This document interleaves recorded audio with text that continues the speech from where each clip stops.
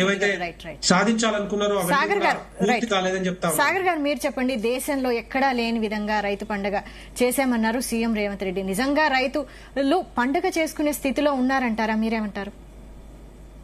వాస్తవంగా కాంగ్రెస్ ప్రభుత్వం అధికారంలోకి వచ్చేటప్పుడు పండగనే అవుతుంది అని చెప్పి రైతాంగం అంతా భావించారు. అందుకనే కేసీఆర్ యొక్క పథకాలు, చాలా పథకాలు యాక్చువల్ గా మన దేశంలో రైతాంగానికి అనేక పథకాలు, కొత్త పథకాలు బీఆర్ఎస్ ప్రభుత్వంలో వచ్చింది. వాటికంటే అదనంగా వస్తాయి కాంగ్రెస్ వస్తాయి అని చెప్పి రైతాంగం భావించారు. రైతు బంధుని అప్పుడు 5,000 ఇచ్చారు పంటకు ఎకరానికి, మేము వస్తే 7,500 రూపాయలు ఇస్తామని చెప్పి కాంగ్రెస్ హామీ ఇచ్చింది.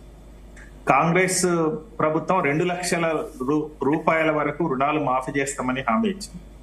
మూడవది బోనస్ ఇస్తామని హామీ ఇచ్చింది.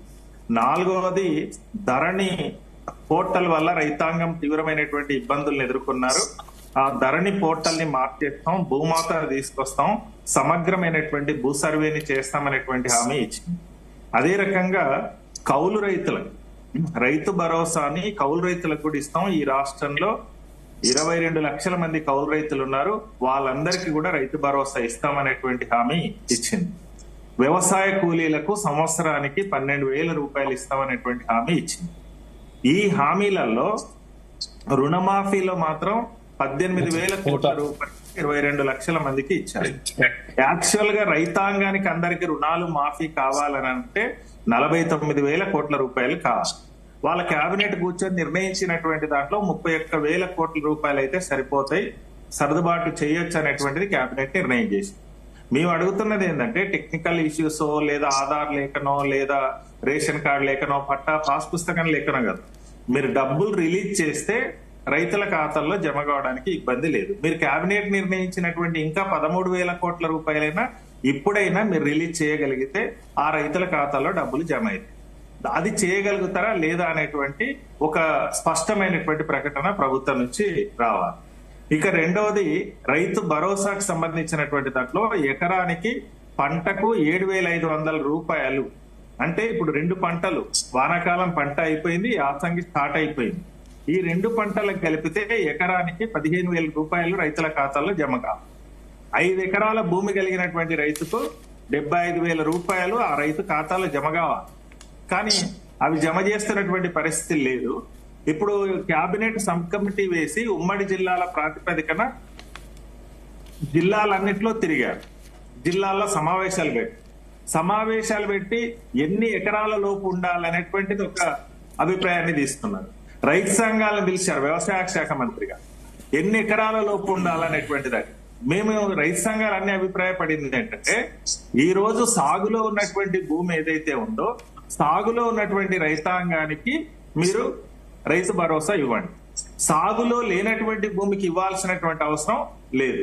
కానీ ఎకరాల పరిధి అనేటువంటి దాన్ని ఏం చేయాలనేటువంటి ఈ రోజు వ్యవసాయ శాఖ మంత్రి గారు మాట్లాడుతూ బోనస్ ఇస్తున్నాం కదా, ఇక రైతు భరోసా అవసరం అనేటువంటి ప్రశ్నని ఈ రోజు లేవనెత్తుంది. అంటే మీరు ఇచ్చినటువంటి హామీ రైతాంగానికి పెంచిస్తారని అనుకుంటే అసలు రైతు బంధు అనేటువంటి ఆ రోజు ఇచ్చినటువంటి 5,000 కూడా లేకుండా చేసినటువంటి పరిస్థితి ఉంది.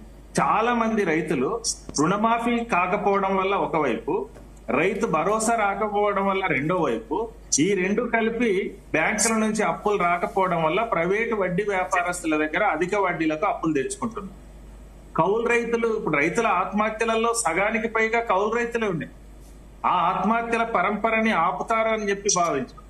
అవి ఆగినటువంటి పరిస్థితి ఈ రోజు లేదు. అదే రకంగా బోనస్ కు సంబంధించినటువంటి విషయంలో వరికి ఒకటి కాదు, మీరు ఇచ్చినటువంటి హామీలో 6 పంటలకు బోనస్ ప్రకటించున్నారు.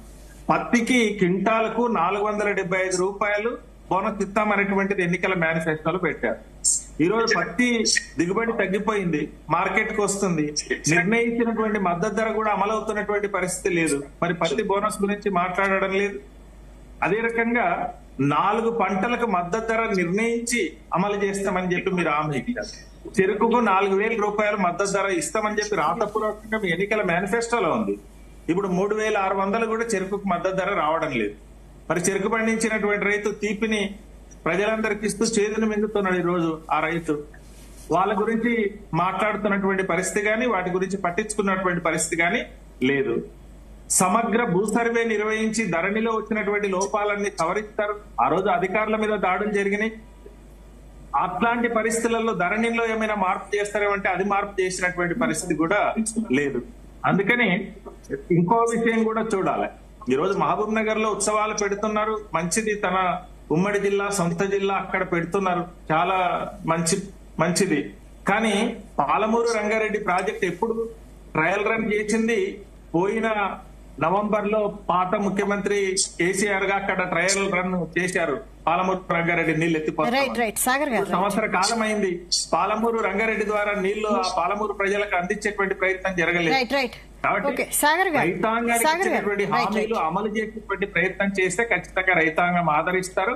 మీరు హామీలు కనుక విస్మరిస్తే ఖచ్చితంగా రైతాంగం తిరగబడతారు అనేటువంటి విషయం